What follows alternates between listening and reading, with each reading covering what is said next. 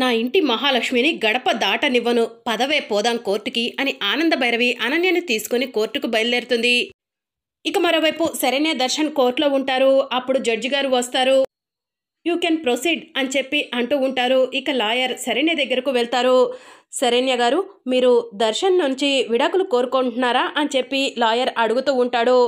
అవును లాయర్ గారు, నేను విడాకులు కోరుకుంటున్నాను అని శరణ్య చెప్తూ ఉంటుంది. మీరు ఏ కారణంతో విడాకులు కోరుకుంటున్నారు అని లాయర్ అడుగుతూ ఉంటాడు. నేను పెళ్ళైనప్పటి నుంచి మానసికంగా క్షోభ అనుభవిస్తున్నాను. ఆ క్షోభను తట్టుకోలేక విడాకులు కోరుకుంటున్నాను అని చెప్పి శరణ్య చెప్తూ ఉంటుంది. కలిసి కూర్చొని మాట్లాడుకుంటే సమస్య పరిష్కారం అవుతుంది కదా అని జడ్జి గారు చెప్తూ ఉంటారు. ఆయన నా మెడలో తాళి కట్టారు, కానీ నన్ను ఏ రోజు కూడా భార్యగా చూసుకోలేదు. మా ఇద్దరి మధ్య ఎలాంటి సంబంధం లేదు. మేమిద్దరం విడాకులు కోరుకుంటున్నాము అని శరణ్య జడ్జి గారికి చెప్తూ ఉంటుంది.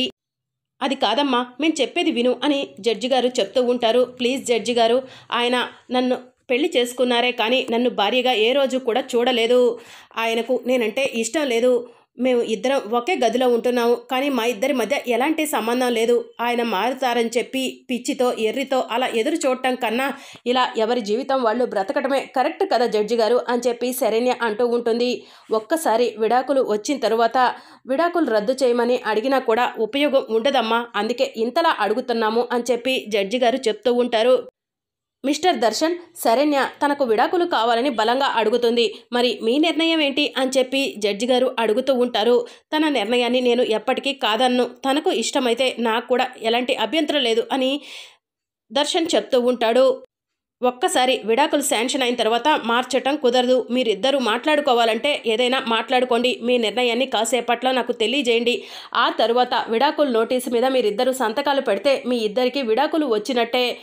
మీరిద్దరూ మాట్లాడుకోవడానికి కాస్త సమయం ఇస్తూ కోర్టును కూడా కాసేపు ముగిస్తున్నాము. ది కోర్ట్ ఈజ్ ఎడ్జాంట్ అని చెప్పి జడ్జి గారు కాసేపు పక్కకు వెళ్తారు.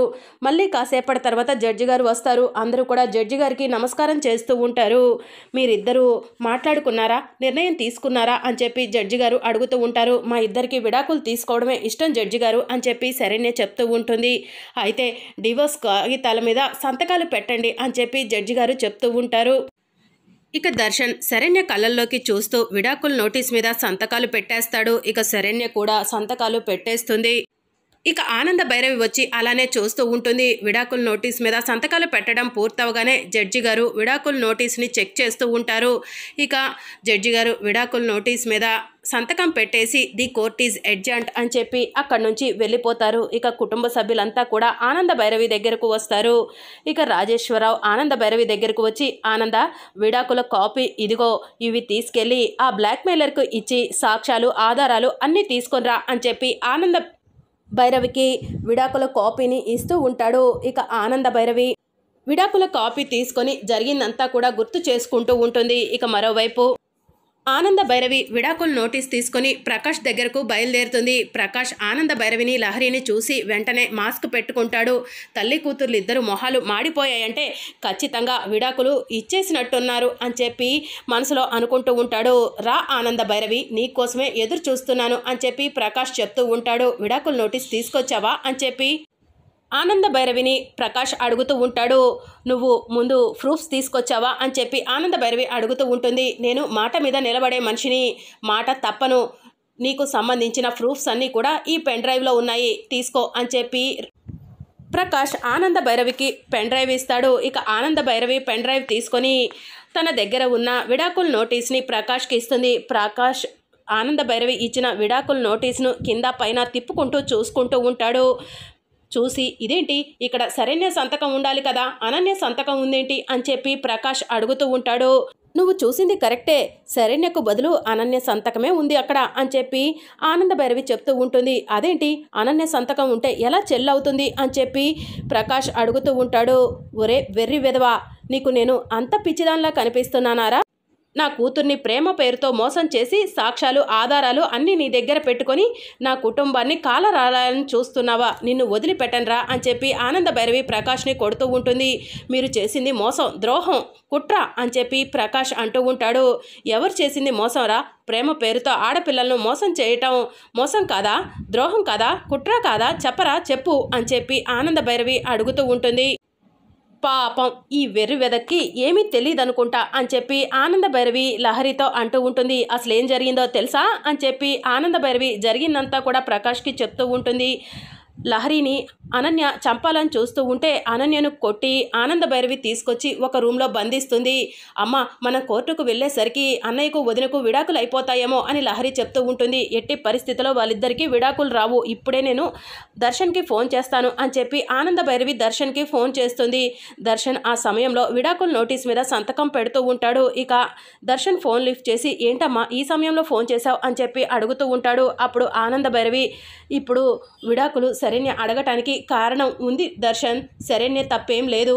అనన్య ప్రకాష్ ఇద్దరు కలిసి లహరిని బ్లాక్మెయిల్ చేస్తున్నారు. సాక్ష్యాలు ఆధారాలు వాళ్ళ దగ్గర పెట్టుకొని లహరిని ఇబ్బంది పెడుతున్నారు. అందుకే లహరి కోసం శరణ్య విడాకులు తీసుకోవాలనుకుంటుంది. ఎట్టి పరిస్థితిలో మీరిద్దరూ విడిపోవడానికి వీల్లేదు.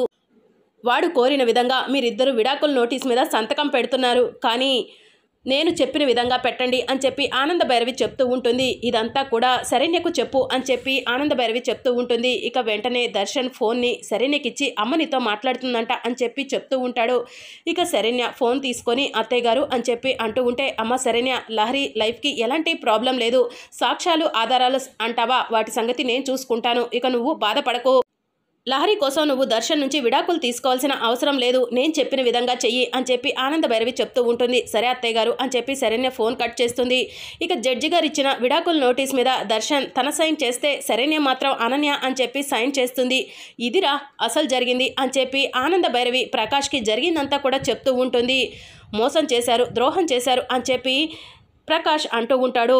మీరు చేసిన మోసాన్ని నేను తట్టుకోలేకపోతున్నాను అని చెప్పి ప్రకాష్ చెప్తూ ఉంటాడు. ఇంత కష్టపడి నేను ఇంత పెద్ద స్కెచ్ వేసి ఫైనల్ వరకు తీసుకొస్తే దాన్ని మీరు చిత్తు చేస్తారా, మిమ్మల్ని వదిలిపెట్టను అని చెప్పి ప్రకాష్ గన్ను తీసుకొని ఆనంద భైరవికి గురి పెడతాడు. ఆనంద భైరవి లహరి మాత్రం అలానే కోపంగా ప్రకాష్ వైపు చూస్తూ ఉంటారు. గన్ చూపించినా కూడా మీరిద్దరూ భయపడట్లేదు అని చెప్పి ప్రకాష్ అంటాడు. ఒరే ప్రకాష్ మా అమ్మకు గన్ను కొత్త అనుకుంటున్నావా అని చెప్పి లహరి అంటూ ఉంటుంది. ఇక ప్రకాష్ గన్ తీసుకొని ఆనంద భైరవిని షూట్ చేస్తాడు. గన్ పేలకపోవడంతో ఇదేంటి బుల్లెట్ లేవా ఏంటి అని చెప్పి ప్రకాష్ అనుకుంటూ ఉంటాడు. ఇక ప్రకాష్ చేతిలో నుంచి ఆనంద భైరవి గన్ లాక్కొని, ఒరే చచ్చు వెదవ గన్ని ఎప్పుడు కూడా నువ్వు చూడలేదారా, గన్ని ఎలా హ్యాండిల్ చేయాలో కూడా నీకు తెలియదు అనుకుంటా, నీకు తెలుసుంటే కనుక ఇందాక నేను అన్ని దెబ్బలు కొట్టినప్పుడే నువ్వు గన్ను తీసేవాడివి, కానీ అప్పుడు గన్ను తీయకుండా ఇప్పుడు తీసావంటే నీకు గన్ను హ్యాండిల్ చేయటం రాదని అర్థమైంది అని చెప్పి ఆనంద భైరవి గన్ని హ్యాండిల్ చేసి ప్రకాష్ కాళ్ళ మీద షూట్ చేస్తూ ఉంటుంది. ఇక ప్రకాష్ చిందులు వేస్తూ ఉంటాడు. ఏయ్ ఆనంద భైరవి నిన్ను వదిలిపెట్టను అని చెప్పి ప్రకాష్ అంటూ ఉంటాడు. నువ్వు నన్ను వదిలిపెట్టడం కాదు, నేనే నిన్ను వదిలిపెట్టను అని చెప్పి ఆనంద భైరవి చెప్తుంది. ఈలోగా పోలీసు వాళ్ళు వస్తారు. రండి ఇన్స్పెక్టర్, వీడే మా అమ్మాయిని బ్లాక్మెయిల్ చేస్తున్నాడు, మా అమ్మాయికి సంబంధించిన సాక్ష్యాలు ఆధారాలు వీడి దగ్గర ఉన్నాయి, అంతేకాదు మా అమ్మాయికి సంబంధించిన కాల్ రికార్డు కూడా వీడి దగ్గర ఉంది, వీడిని మీ స్టైల్లో ఎంక్వైరీ చేసి సాక్ష్యాలు ఆధారాలు అన్నీ కూడా నాకు ఇచ్చేయండి, వీడికి తగిన పనిష్మెంట్ ఇవ్వండి అని చెప్పి ఆనంద భైరవి ఎస్ఐకి చెప్తూ ఉంటుంది. మరి అప్కమింగ్ ఎపిసోడ్లో ఏం జరగబోతుందో తెలుసుకోవాలనుకుంటున్నారా? అయితే ఛానల్ను సబ్స్క్రైబ్ చేసుకోండి.